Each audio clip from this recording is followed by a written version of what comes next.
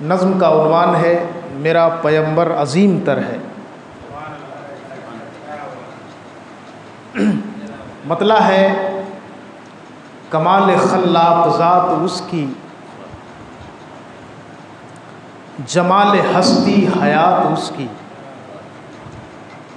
کمال خلاق ذات اس کی، جمال ہستی حیات اس کی۔ بشر نہیں عظمت بشر ہے، میرا پیمبر عظیم تر ہے۔ بشر نہیں عظمت بشر ہے، میرا پیمبر عظیم تر ہے۔ وہ شرح احکام حق تعالی، وہ خود ہی قانون خود حوالہ، وہ خود ہی قرآن ہے خود ہی قاری، وہ آپ مہتاب آپ حالہ، وہ عکس بھی اور آئینہ بھی، وہ نقطہ بھی خط بھی دائرہ بھی، وہ خود نظارہ ہے خود نظر ہے، میرا پیمبر عظیم تر ہے، میرا پیمبر عظیم تر ہے۔ شعور لایا کتاب لایا، وہ حشر تک کا نصاب لایا۔ شعور لایا کتاب لایا، وہ حشر تک کا نصاب لایا۔ دیا بھی کامل نظام اس نے، اور آپ ہی انقلاب لایا۔ دیا بھی کامل نظام اس نے، اور آپ ہی انقلاب لایا۔ وہ علم کی اور عمل کی حد بھی، ازل بھی اس کا اور ابد بھی، وہ ہر زمانے کا راہبر ہے، میرا پیمبر عظیم تر ہے، میرا پیمبر عظیم تر ہے۔ یہ مطلع دیکھیں گے، بلند ہمت بلند ارادہ، وہ آدم و نوح سے بھی زیادہ، وہ زہد عیسیٰ سے کوسوں آگے، جو سب کی منزل وہ اس کا جادہ، جو سب کی منزل وہ اس کا جادہ۔ ہر ایک پیمبر نہا ہے اس میں، ہجوم پیغمبرا ہے اس میں، وہ جس طرف ہے خدا ادھر ہے، میرا پیمبر عظیم تر ہے۔ وہ جس طرف ہے خدا ادھر ہے، میرا پیمبر عظیم تر ہے۔ اور بس ایک مشکیزہ ایک چٹائی، ذرا سی جو ایک چار پائی۔ بس ایک مشکیزہ ایک چٹائی، ذرا سی جو ایک چار پائی۔ نہ خوش لباسی نہ خوش قبائی، یہی ہے کل کائنات جس کی گنی نہ جائیں صفات جن کی۔ یہی ہے کل کائنات ان کی گنی نہ جائے صفات جن کی، وہی تو سلطان بحر بر ہے، میرا پیمبر عظیم تر ہے۔ وہی تو سلطان بحر بر ہے، میرا پیمبر عظیم تر ہے۔ یہ آخری شعر، چونکہ وقت بہت تیزی ساتھ گزر رہا ہے تو میں آخری بند پیش کر دے رہا ہوں۔ یہ سیرت کے باب سے اور سیرت کی جھلک اس میں، کہ جو اپنا دامن لہو سے بھر لے، جو اپنا دامن لہو سے بھر لے، مصیبتیں اپنی جان پر لے۔ جو اپنا دامن لہو سے بھر لے، مصیبتیں اپنی جان پر لے۔ جو تیغ زن سے لڑے نہت تھا، جو غالب آ کر بھی صلح کر لے۔ جو تیغ زن سے لڑے نہت تھا، جو غالب آ کر بھی صلح کر لے۔ اسیر دشمن کی چاہ میں بھی، مخالفوں کی نگاہ میں بھی۔ اسیر دشمن کی چاہ میں بھی، مخالفوں کی نگاہ میں بھی۔ امی ہے صادق ہے معتبر ہے، میرا پیمبر عظیم تر ہے۔ امی ہے صادق ہے معتبر ہے، میرا پیمبر عظیم تر ہے۔ ایک چیز آپ پہلے محسوس کریں، آپ کو جیسا کہ آپ نے گفتگو میں سنا کہ اللہ کے رسول صلی اللہ علیہ وسلم کو ارشاد ہوا کہ نصیحت کیجیے، فذکر انت مذکر، اے رسول آپ نصیحت کیجیے، کیونکہ آپ نصیحت کرنے کے لیے بھیجے گئے۔ اور نصیحت کس چیز سے کیجیے؟ قرآن سے، قرآن سے نصیحت کیجیے۔ انہوں نے بڑی اچھی بات بتائی، تو میں اس حوالے سے کہ قرآن کی نصیحت کیا ہو، اس سے پہلے سمجھنے کے لیے میں ذرا جمال مصطفیٰ کی جھلک دکھاؤں، اور پھر اس نصیحت کی تاثیر اور اس کا اثر دکھاؤں۔ تو میں نے قرآن کی ایک مشہور آیت تلاوت کی۔ اللہ فرماتا ہے قرآن کے بارے میں، قرآن کے بارے میں فرماتا ہے لو انزلنا ھذا القرآن علی جبل لرأیتہ خاشعا متصدعا من خشیۃ اللہ، اگر اس قرآن کو ہم پہاڑ پر اتارتے تو آپ دیکھتے کہ یہ اس کلام کی خشیت سے، اس کلام کے روب و جلال سے ریزہ ریزہ ہو جائے، ٹوٹ جائے۔ اس کلام کی ہیبت اور اس کلام کی عظمت جو ہے اس قدر ہے کہ پہاڑ بھی ریزہ ریزہ ہو جائے۔ یہ قرآن کی عظمت و جلال پر اللہ نے بیان فرمایا۔ ایک چیز یہ ہو، دوسری نگاہ سے آپ دیکھیں، بلا شبہ قرآن جس کو ہم اور آپ صحیفہ میں پڑھتے ہیں اور حقیقت کے اعتبار سے، عقیدے کے اعتبار سے دیکھیں تو یہ جو قرآن جو صحیفے کے اندر ہے یہ رسم ہے، تحریر ہے، کتابت ہے، اور جو اصل ہے جس کو کلام الہی کہتے ہیں، حقیقت میں کلام الہی نہ وہ رسم ہے، نہ تحریر ہے، نہ کتابت، کچھ بھی نہیں، وہ لوح محفوظ میں، وہ لوح محفوظ میں ہے، اور جو قلب مصطفیٰ پر نازل ہوا، جو قلب مصطفیٰ پر نازل ہوا، اور اسی کلام کے بارے میں کہا گیا اس کی تاثیر یہ ہے، جس کو قلب مصطفیٰ میں جب پہلی بار نازل ہوا تو کہا یا خدیجہ زملونی زملونی، چادر اڑا، مجھے کچھ خوف محسوس ہو رہا ہے، پسینہ سے پانی پانی ہو گئے۔ وہ اس کلام کی تاثیر کی بات ہو رہی، اس کی معنویت اور اس کی روح کی بات ہو رہی، اور اس کی معنویت اور اس کی روح کیا تھی کہ وہ قلب مصطفیٰ پر نازل ہوا، وہ قلب مصطفیٰ پر نازل ہوا۔ تو جب قلب مصطفیٰ پر نازل ہوا تو قرآن اگر تاثیر کے اعتبار سے دیکھا جائے تو بلا شبہ یہ قرآن پورا عکس مصطفیٰ کا بیان ہے، یہ قرآن پورا سیرت مصطفیٰ کا بیان، یہ قرآن پورا جمال مصطفیٰ کا بیان ہے۔ اس کو میں ایک حدیث سے مضبوط کروں۔ حضرت عائشہ صدیقہ رضی اللہ تعالیٰ عنہا سے پوچھا گیا کہ رسول اللہ صلی اللہ علیہ وسلم کا خلق کیا تھا، آپ کا اخلاق کیا تھا؟ تو سیدت عائشہ صدیقہ رضی اللہ تعالیٰ عنہا نے فرمایا کچھ نہیں، بس یہ نہیں فرمایا کہ آپ ایسے چلتے تھے، ایسے بولتے تھے، ایسے کھاتے تھے، ایسی گفتگو کرتے تھے، کوئی تفصیل نہیں، کوئی ڈیٹیل نہیں، آپ نے بس ایک جملے میں فرمایا کان خلقہ القرآن، رسول اللہ کا خلق سمجھنا ہو تو بس قرآن سمجھ لو۔ رسول اللہ صلی اللہ علیہ وسلم سراپا اخلاق و کردار کے اعتبار سے قرآن تھے، سراپا قرآن جسے کہا جائے وہ مصطفیٰ کی ذات ہے بلا شبہ، کان خلقہ القرآن، مصطفیٰ کا اخلاق پورا قرآن تھا۔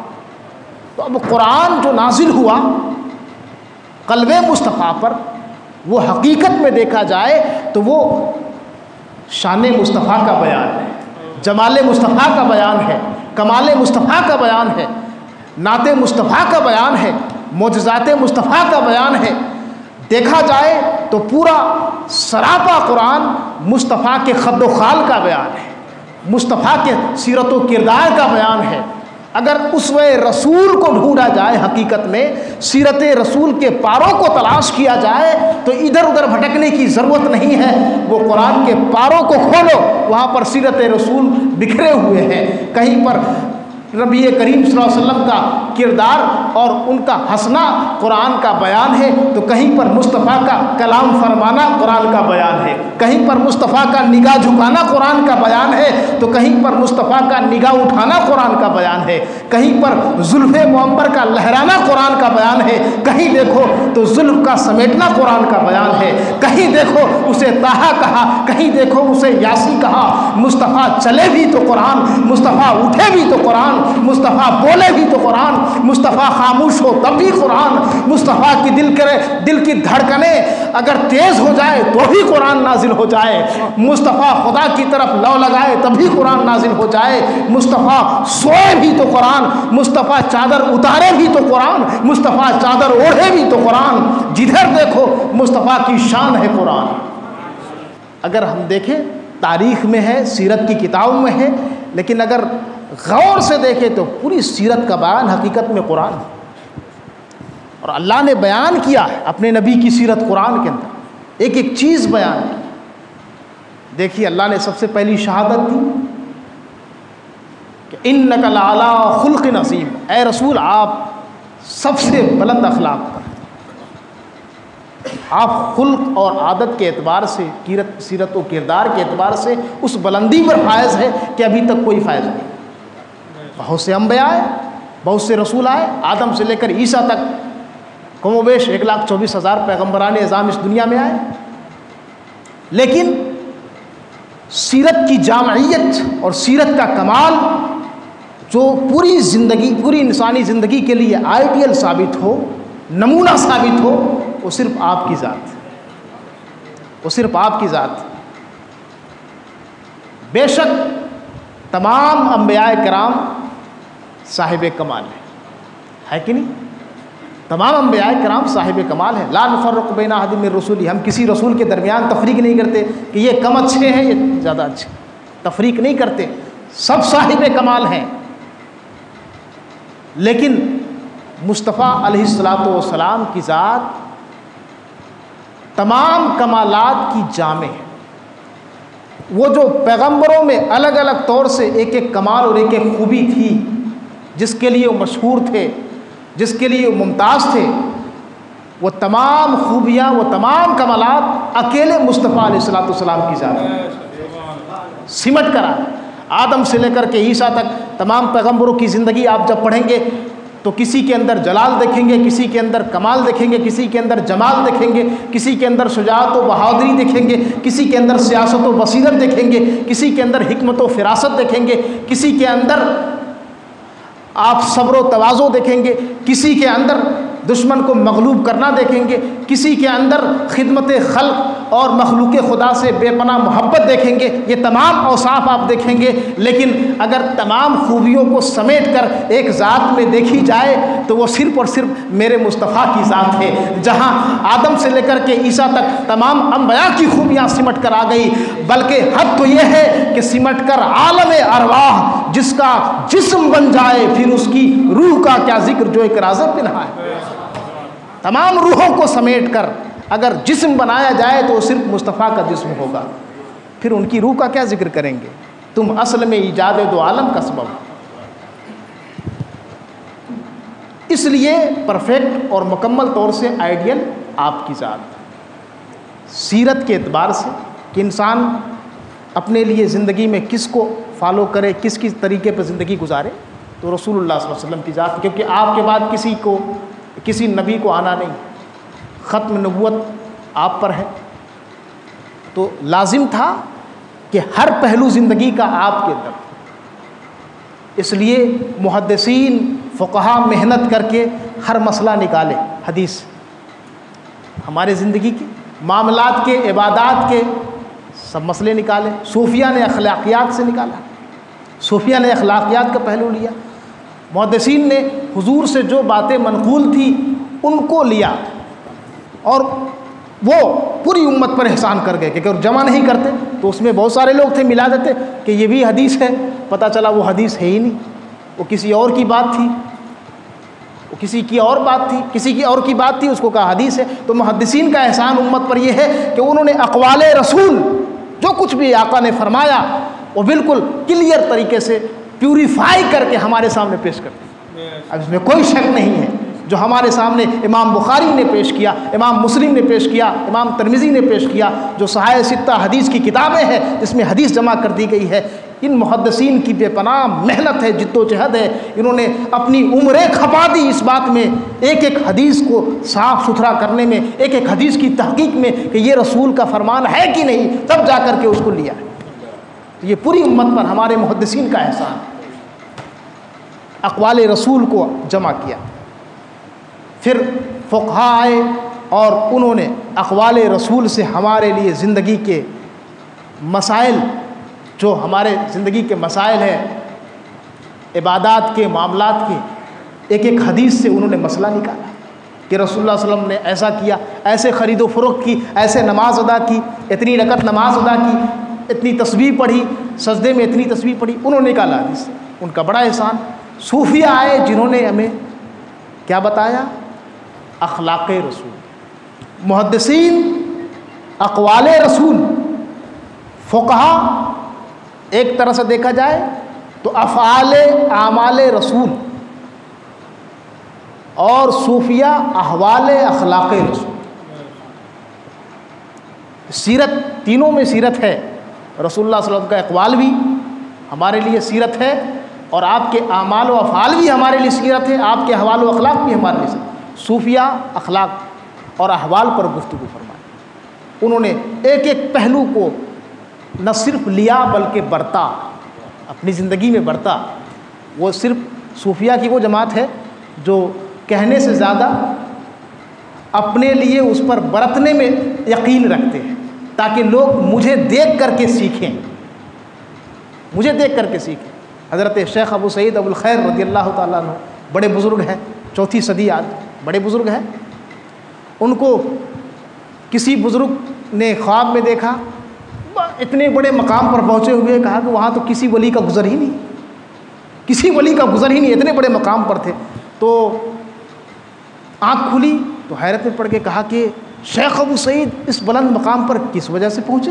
اب ان کے دل میں پیدا ہوا کہ کس وجہ سے اس بلند مقام پر پہنچے. بہت زیادہ نماز پڑھی ہوگی، بہت زیادہ تلاوت کی ہوگی. تو ان کے دل میں شوق پیدا ہوا کہ جانوں کہ کس بات پر عمل کر کے شیخ ابو سعید اس مقام پر پہنچ گئے، جہاں پر دیکھا کہ رسول اللہ صلی اللہ علیہ وسلم کے بغل میں بیٹھے ہوئے، آپ کی کرسی لگی ہوئی ہے اور بغل میں شیخ ابو سعید بیٹھے ہوئے اس مجلس کے اندر، اور رسول اللہ صلی اللہ علیہ وسلم ان کے سر پر ہاتھ بار بار پھیرے. اس مقام پر دیکھا تو ان کی حیرت کی انتہا نہ رہی، اور پھر اس کے دل میں یہ بات تڑپنے لگی کہ کس چیز پر عمل کر کے آخر اس مقام پر پہنچ گئے. پھر انہوں نے مزار پہ جا کر، حضرت شیخ ابو سعید ابو الخیر کے مزار پر جا کر چلہ کیا، اس نیت سے کہ اللہ مجھے وہ بات بتا دے جس بات پر عمل کر کے حضرت شیخ ابو سعید اس مقام پر پہنچ گئے. صرف اس بات بتا دے، کس بات پر عمل کر کے، یا کون سا وظیفہ کیا تھا. وہ چلہ کرنے لگے. 40ویں دن خواب میں اللہ کی طرف سے کوئی غیب سے آواز دینے والا آواز دیتا ہے، کہتا ہے بندے تم جاننا چاہتے ہو کہ یہ بندہ ابو سعید کس وجہ سے اس مقام پر پہنچا ہے؟ تو سنو، صرف ایک حدیث پاک پر عمل کر کے، صرف ایک حدیث پاک پر عمل کر کے وہ اس مقام پر پہنچا ہے. کوئی بہت زیادہ عبادت و ریاضت نہیں کی، بہت زیادہ نوافل اور بہت زیادہ صدقہ و خیرات نہیں کیا، صرف ایک حدیث پر عمل کر کے اس مقام پر پہنچا. آنکھ کھل گئی، اب حیرت کی انتہا نہ رہی. کہا ایک حدیث، میں تو کئی حدیث پر عمل کر چکا. ان کے دل میں خیال آیا میں تو کئی حدیث پر عمل کر رہا ہوں، لیکن یہ کون سی حدیث ہے جس پر عمل کر کے اس مقام پر پہنچ گیا جہاں پر گزر کسی کا نہیں. تو ان کے دل میں یہ خدشہ ہوا. پھر انہوں نے کہا کہ ایک چلہ اور کرتا ہوں یہ جاننے کے لیے کہ وہ حدیث کون ہے، اللہ بتا دے کہ وہ حدیث کون سی ہے جس پر عمل کر کے اس مقام پر پہنچ گئے. تو پھر وہ چلہ میں بیٹھ گئے، مراقب ہو گئے، مراقبہ میں. اور اس حدیث کو جاننے کے لیے جب وہ چلہ میں تھے، کمپلیٹ ہوا، تو پھر خواب میں اللہ تبارک و تعالیٰ نے کسی کو بھیجا، قاصد کو، کہا کہ جاؤ اس بندے کو بتا دو کہ وہ کون سی حدیث ہے. تو خواب میں کسی نے آواز دی، کہا کہ جاننا چاہتے ہو کہ کس حدیث پر عمل کر کے ابو سعید اس مقام پر پہنچا ہے؟ تو سنو وہ حدیث یہ ہے. پھر وہ حدیث کی تلاوت انہوں نے کی. کہا اللہ فرماتا ہے اپنے رسول سے، حدیث قدسی ہے، حدیث قدسی ہے، اللہ فرماتا ہے اپنے رسول سے، وہ الفاظ یہ ہے، سل من قطعک واعف عمن ظلمک واعط من حرمک. اے رسول آپ ان سے رشتہ جوڑو جو آپ سے رشتہ توڑتے ہیں، آپ انہیں معاف کرو جو آپ پر ظلم کرتے ہیں، اور آپ انہیں محروم نہ کریں جو آپ کو محروم کرتے ہیں. بس یہ 3 چیزیں، 3 باتیں ہیں جن پر عمل کر کے اس بزرگ کی آنکھ کھلی، اور پھر اس نے ایک نگاہ حضرت ابو سعید کے مزار کی طرف دیکھا، مقبرے کی طرف، اور یوں ہاتھ جوڑ کے جیسے کوئی ہارا ہوا سپاہی ہو، ایسے ہاتھ جوڑ کر کے کہتے ہیں کہ میں نے بے شمار حدیث پر عمل کی ہے اپنی زندگی، بے شمار حدیث پر عمل کی ہے، ایک ایک حدیث پڑھی، اس پر زندگی لگا دی، لیکن اس حدیث پر میرا کیا، اس زمانے کے بڑے بڑے فقہا محدثین کا عمل نہیں ہے. واقعی یہ آپ کا جگر تھا کہ آپ نے اس حدیث پر عمل کر، نہیں تو ہم جیسے لوگ تو چھٹ جاتے. واقعی میں جب غور کیا جائے تو اس بات پر کہ جو آپ سے رشتہ توڑے اس سے آپ رشتہ بناؤ. کتنے مولوی اور کتنے مفتی صاحب عمل کرتے نظر آئے اس زمانے میں؟ آپ ڈھونڈے، آپ چراغ لے کر. وہ تو جو رشتہ توڑ رہا ہے ان کو اور دور بھگا رہے ہیں، بلکہ رشتے والے کو دور کر رہے ہیں، اور لوگوں کے درمیان رشتوں کو اور وصل کو، ملاپ کو ختم کرنے کی کوشش کریں. یہ الگ ہے تو وہ الگ ہے، وہ الگ ہے یہ الگ ہے، یہ ان سے نہ ملے ان سے نہ ملے.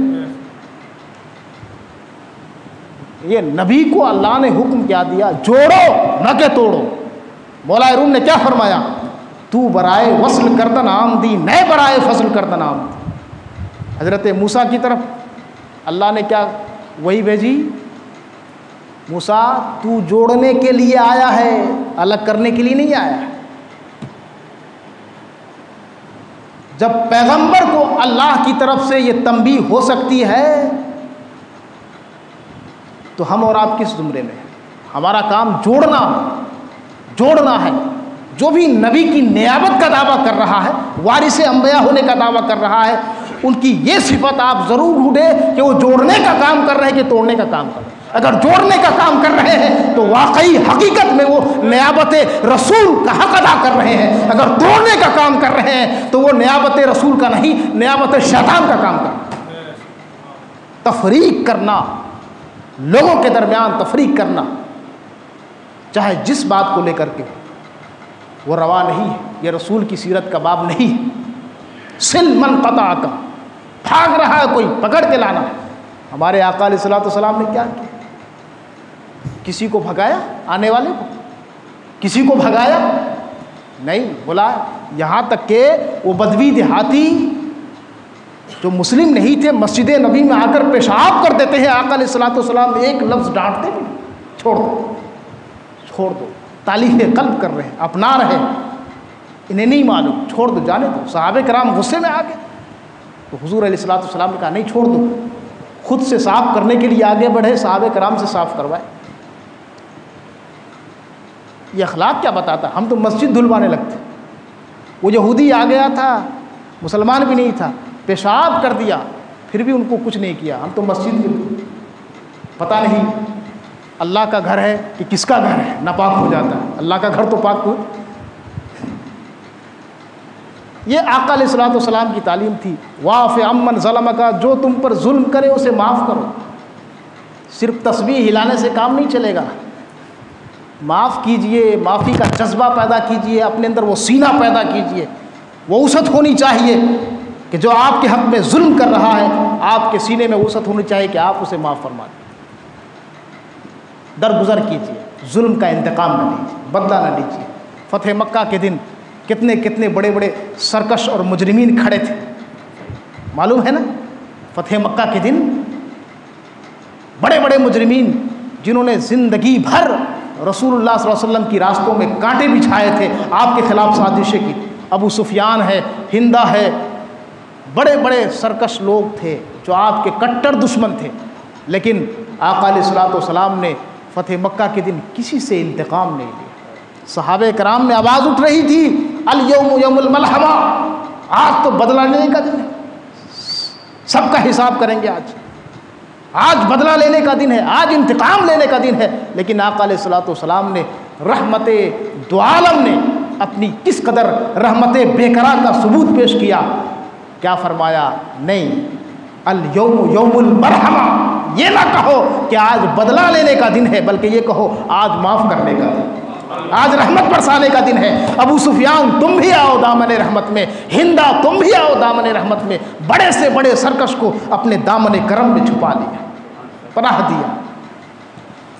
واعف عمن ظلمک، یہ ہے معاف کرو اسے جو تم پر ظلم کرتا. معافی نہیں ہے، معافی کا جذبہ نہیں ہے، انتقام کا جذبہ ہے، تو پھر ہمارا کوئی کیا ہو سکتا ہے؟ ہم کہتے ہیں کہ ہمارا کوئی ہو نہیں سکتا، ہم سے سب کٹ رہے ہیں، کیونکہ ہمارے اندر یہ کوالٹی نہیں، ہمارے اندر یہ سیرت ہی نہیں، عادت ہی نہیں. معافی کا جذبہ پیدا کریں.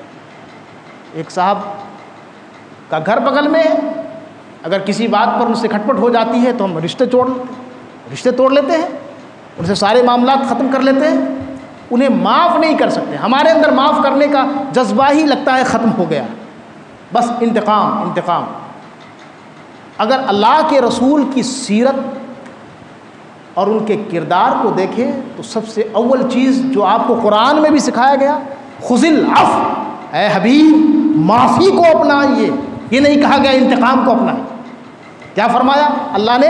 اے حبیب معافی کو اپنائیے، واصبر، صبر اپنائیے، کچھ بھی کہیں صبر کریں، کچھ بھی کہیں صبر کریں، یہ آپ کے حق میں بہتر ہے۔ اس لیے رسول اللہ صلی اللہ علیہ وسلم کا مشن اور آپ کی سیرت کا یہ اثر ہوا کہ وہ جو پتھر دل تھے، وہ جو پتھر دل تھے پگھل پگھل کر ایسے نرم ہوئے کہ وہ ہمیشہ کے لیے مصطفیٰ کے خاک پا بن گئے۔ وہ جو جن کی تلواریں اور جن کی زبانیں زہریلی تھی، آقا علیہ الصلوۃ والسلام کے مشن اور آپ کی دعوت کی راہ میں زہریلی زبان، زہریلے تلوار لے کر ہمیشہ کھڑے رہتے تھے، مصطفیٰ علیہ الصلوۃ والسلام کی نرمی و لطف سے اور آپ کی خوش گفتاری سے، خوش کرداری سے ایسا پگھلا کہ وہ سب کے سب آپ کے غلامی میں اپنی جان نچھاور کر گئے۔ تو وہی ہندا جس کو فتح مکہ کے دن آقا علیہ الصلوۃ والسلام نے معافی دے دی تھی، وہ بیان کرتی ہے، تاریخ میں الفاظ آتا ہے، ہندا کہتی ہے کہ میں جب تک ایمان نہیں لائی تھی تب تک کی حالت کیا تھی اور اب حالت کیا ہے۔ ہندا کہتی ہے کہ ایمان لانے سے پہلے، یعنی آج کے دن سے پہلے، جس دن رسول اللہ صلی اللہ علیہ وسلم نے معافی دی تھی، آج کے دن سے پہلے اگر کوئی میرے دل سے پوچھتا کہ سب سے زیادہ نفرت کس سے ہے، سب سے زیادہ میرے دل میں نفرت کس سے ہے، تو میرا یہ عالم تھا، میری یہ حالت تھی کہ میرے دل میں سب سے زیادہ نفرت محمد صلی اللہ علیہ وسلم سے تھی اور ان کے ماننے والوں سے۔ فتح مکہ کے دن سے پہلے کی بات ہے، میں سب سے زیادہ نفرت ان سے کرتی تھی، لیکن جب ان کا عفو درگزر دیکھا، ان کی رحمت دیکھی، ان کا بے پایا کرم دیکھا اور ان کا رحمت میں چھپانا دیکھا، تو اب دل کا عالم کیا ہے۔ ہندا کہتی ہے کہ اب اگر کوئی پوچھے کہ میرے دل کا حال کیا ہے تو میں کہوں گی اس وقت اگر میرے دل میں سب سے زیادہ کوئی محبوب ہے تو وہ محبوب خدا مصطفیٰ ہے۔ میرے دل کو اگر کوئی سب سے زیادہ محبوب ہے تو محمد ہے۔ یہ کس چیز نے ایسی تبدیلی لائی؟ وہ آدمی جو ابھی سب سے زیادہ نفرت کرتا تھا، سب سے زیادہ محبت کرنے لگا۔ کیا؟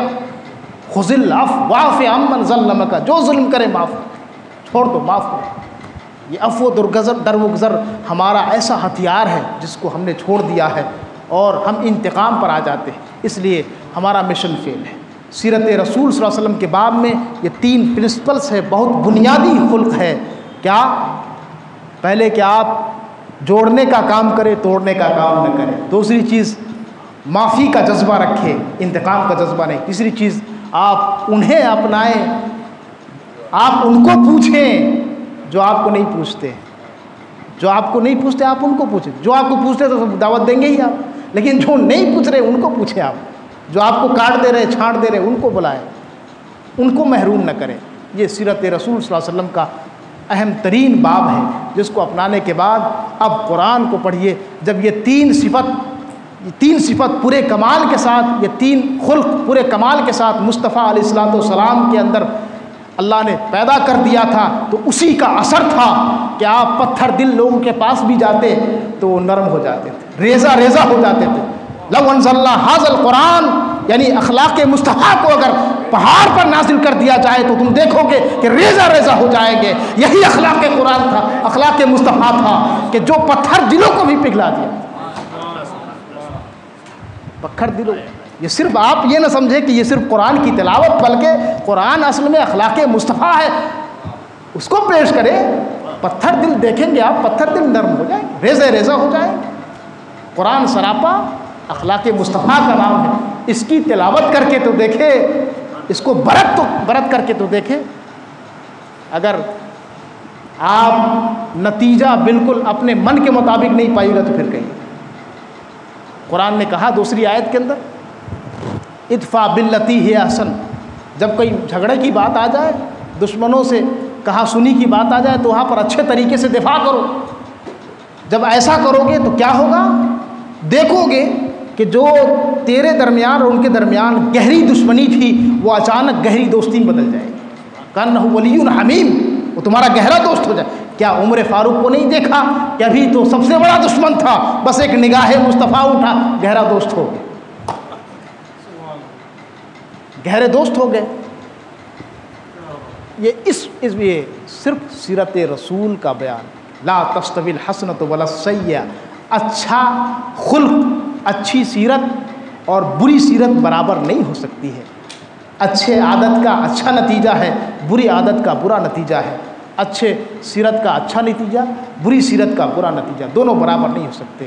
تو رسول اللہ صلی اللہ علیہ وسلم کے اخلاق کو سمجھنا ہو یہ 3 باتیں یاد رکھیں گے، اور اسی میں پوری سیرت سمٹ کر آ گئی ہے۔ اللہ تبارک و تعالیٰ سے دعا ہے کہ ہم سب کو اپنے آقا صلی اللہ علیہ وسلم کی اس ماہ مبارک اور ماہ میلاد کے صدقے ان کی سیرت کو اپنانے کی توفیق عطا فرمائے، اور ان کی زندگی اور ان کے آئین زندگی کو ہماری زندگی میں اتارنے کی توفیق عطا فرمائے۔